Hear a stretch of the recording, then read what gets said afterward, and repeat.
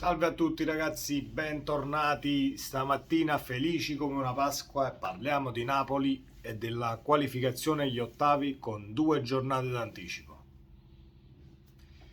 Chi se lo sarebbe mai aspettato che il Napoli, dopo aver mandato via tutta la vecchia guardia o quasi quest'estate, si qualificasse agli ottavi con 2 turni d'anticipo, con un mercato fatto nuovo e con tanti innesti? Nessuno se lo aspettava, nemmeno io. E i miei video parlano chiaro. Se li andate a recuperare, i video di quest'estate, i video di calciomercato, comunque ero molto scettico. E se non erro nella previsione della Serie A, la previsione finale della Serie A, avevo messo il Napoli al quarto posto, che si contendeva un quarto posto con il Milan, mi sembra. Domenica dopo domenica e settimana dopo settimana vengo smentito continuamente e voglio rimanere su questa linea almeno fino a fine campionato. Fin quando vengo smentito, ben venga, perché vuol dire che stiamo lottando per i primi posti della classifica. Comunque parliamo della partita di ieri di Champions League, perché il Napoli ha fatto un altro capolavoro. Ieri sera comincia la partita e il Napoli fa quello che doveva fare. I primi 20 minuti fa capire all'Ajax che comunque non c'è storia e il Napoli vuole portare la qualificazione a casa. La partita con l'Ajax è stata un po' in gestione e un po' calcio spettacolo. Comunque pronti via, Lozano si inventa una triangolazione con Zielinski al limite dell'area. Zielinski gli fa un pallonetto a scavalcare la difesa e Lozano di testa deve solo piazzarla scavalcando il portiere. Un'azione secondo me provata e riprovata mille volte in allenamento, perché se guardiamo bene Di Lorenzo si porta via il terzino e Lozano si può accentrare chiedendo la triangolazione a Zielinski. Calcio spettacolo, 1-0 per il Napoli, partita in discesa. Devo dire la verità, credevo che era un tantino più semplice, però comunque il Napoli ha giocato per gli altri 10 minuti e al sedicesimo mi sembra, sì, al sedicesimo, al sedicesimo arriva il grandissimo gol di Raspadori. Gesto tecnico di Raspadori esagerato, nell'area di rigore, comunque palla spostata sul sinistro e sotto l'incrocio.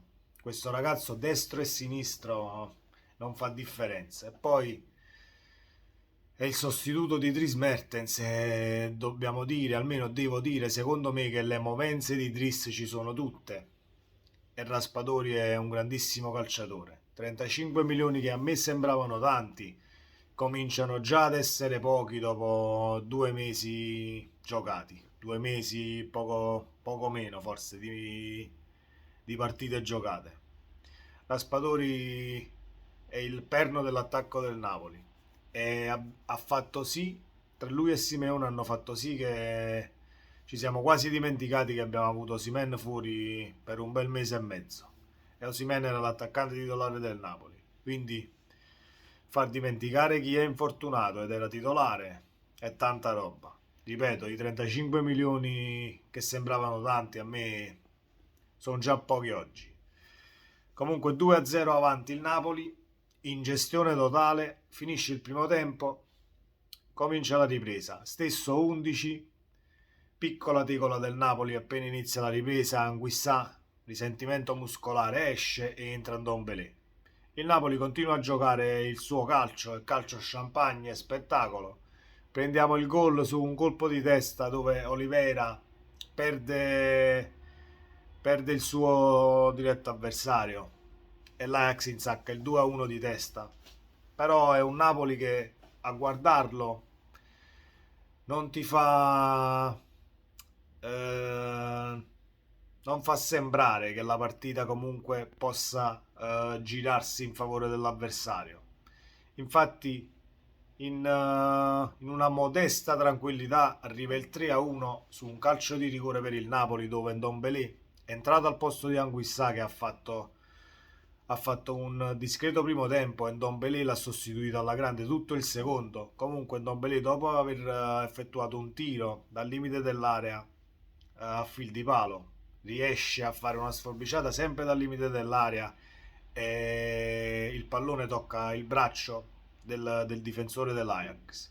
Si va al VAR, si va a vedere perché il braccio se era largo, se era intenzionale e quant'altro. Comunque si vedeva già a velocità naturale dopo il replay senza andare al VAR. Calcio di rigore, si presenta Kvaratskhelia sul dischetto che butta il 3-1 dentro.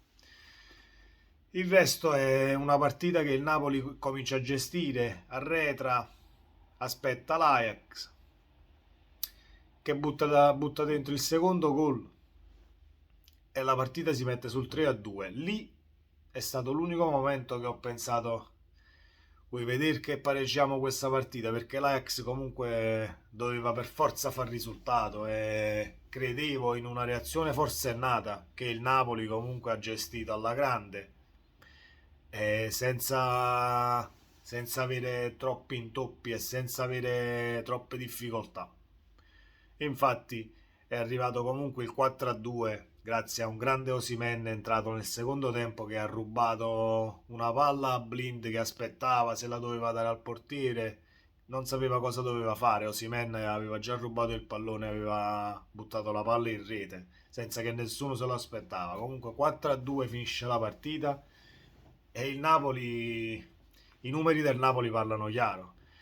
17 reti fatte e 4 reti subite in 4 partite del girone in cui abbiamo affrontato, lo sanno tutti, Liverpool, Rangers e l'Ajax 2 volte. 10 gol all'Ajax e 3 subiti nelle ultime 2 partite.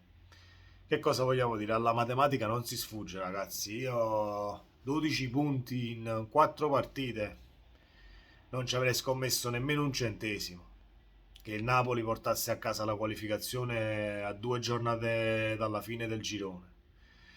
Fatto sta che volevamo questa qualificazione, la volevo io principalmente anche per il fatto che abbiamo perso Rachmani domenica in Serie A, quindi possiamo far minutaggio dopo la partita di ieri a Juan Jesus e Ostigard al posto di Rachmani. Anche in Champions League li possiamo far minutaggio curandoci meno del risultato finale perché abbiamo portato comunque il bottino a casa, quindi è un'ottima vittoria anche da questo punto di vista.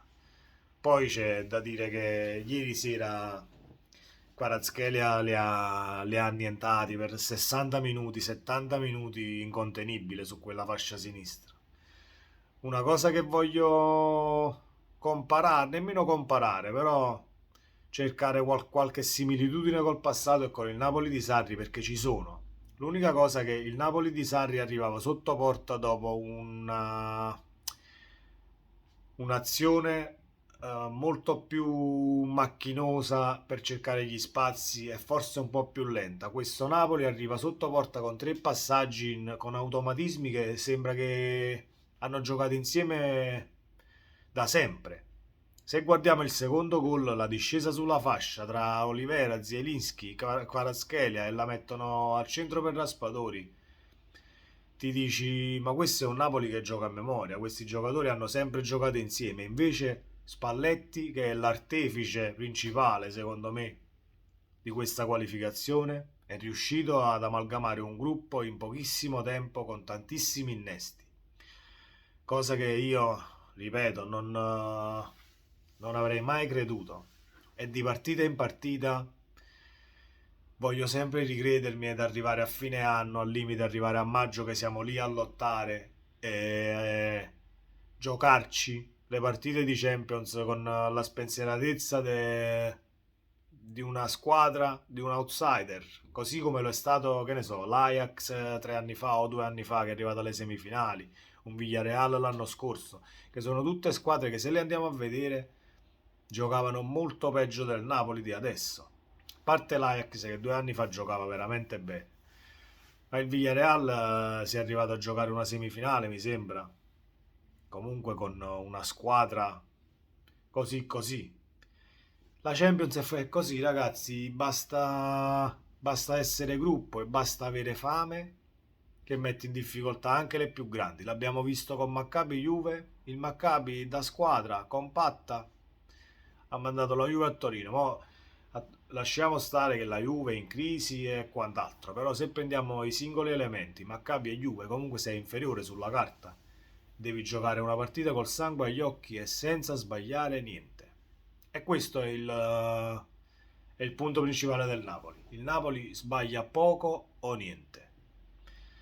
Un successo che meritato, strameritato, e ci voleva veramente all'ambiente una situazione del genere perché porta gli animi alle stelle e Spalletti riesce a tenere tutti quanti sul pezzo e sta facendo giocare e ruotare tutti quanti con una ciclicità e semplicità incredibile.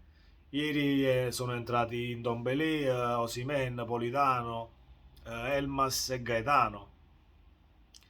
E io credevo che giocasse Simeone prima punta, invece ha giocato Raspadori. Simeone non ha giocato, anche se Simeone è diventato l'uomo che risolve le partite a Napoli, perché a partite in corso sta diventando devastante e lo sarà da qui fino a fine campionato.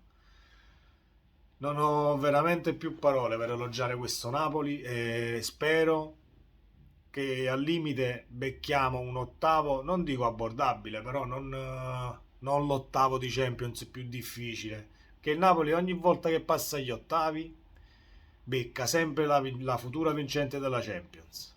È incredibile. Io ricordo ancora il Chelsea con Mazzarri, dove abbiamo buttato la qualificazione ai quarti perché comunque abbiamo vinto 3-1, mi sembra, 3-0 e poi abbiamo perso 4-1 e l'abbiamo buttata, però quel Chelsea poi ha vinto la Champions League. Siamo andati agli ottavi con il Real Madrid, avanti con il gol di Insigne al Bernabeu e poi persa la partita perché comunque ci sono cominciate a tremare le gambe. E quel Real Madrid ha vinto la Champions League, quindi speriamo di non beccare agli ottavi la vincente della Champions e possiamo anche divertirci, anche se questo Napoli per come gioca, se c'è continuità per tutto l'anno con questo gioco, la possiamo tranquillamente rompere le scatole e le uova nel paniere a qualsiasi team europeo. Però deve assisterci, scusatemi, sia la condizione fisica sia quella mentale. Fisicamente ieri sera il Napoli, ma non solo ieri sera, io ho visto Olivera che al 90esimo ancora scattava e cercava la profondità sulla fascia. Non lo so, non ho idea di cosa è successo atleticamente. Sarà che è stata fatta una preparazione perfetta per quest'anno anomalo con il mondiale in mezzo, quindi arriveremo affaticati forse alla fine di questo primo giro di boa prima dell'inizio del mondiale, però ci arriveremo con tanti punti e il primo obiettivo, che poi non era nemmeno un obiettivo, attenzione, è diventato un obiettivo visto il Napoli dell'inizio campionato finora, ma non era per niente un obiettivo passare per forza il girone di Champions, anche perché eravamo di terza fascia e lo sapevamo che beccavamo un girone tostissimo. Poi, man mano che siamo andati avanti nel tempo e con le vittorie, ovviamente l'appetito viene mangiando ed è diventato un obiettivo che abbiamo già raggiunto. Quindi non possiamo proprio lamentarci anzi possiamo solo elogiare.